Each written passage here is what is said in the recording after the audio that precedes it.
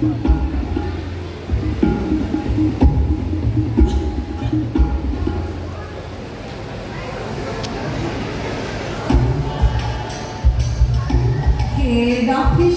বড় বাবু লোকটি বড় শান্ত, কার যে এমন মাথার ব্যায়াম কেউ কখনো জানত?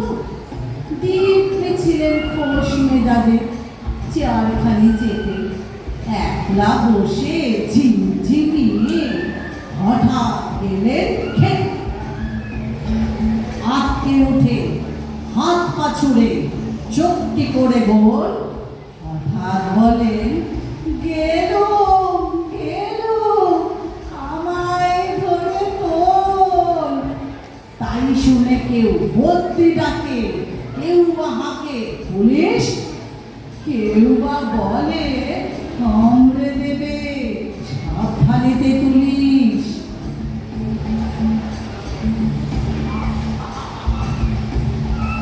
ব্যস্ত সবাই এদিক ওদিক করছে ঘোরা ঘুরি।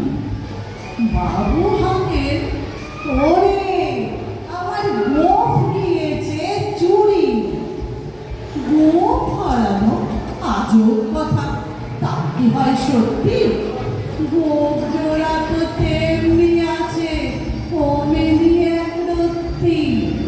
সবাই তারে বুঝিয়ে বলে, সামনে ধরে আয় না, মোটেও গোঁফ হয়নি চুরি, কখনো তা হয় না।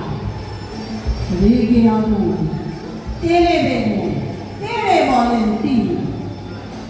কাউকে বেশি সব বেটাকে চিনি। নোংরা, ছাঁটা, খেঁটা, ঝাঁটা, বিচ্ছিরি আর ময়লা, এমন গোঁফ তো রাখতো জানি শ্যামবাবুদের গয়লা। এ গোঁফ যদি আমার বলিস, পূর্ব তোদের জমায়।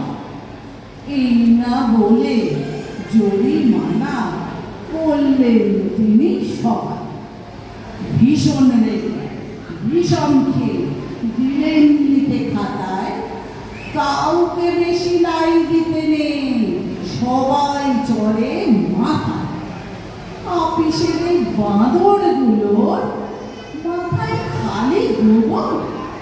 গোঁফ জোড়া যে কোথায় গেল কেউ রাখে না খবর।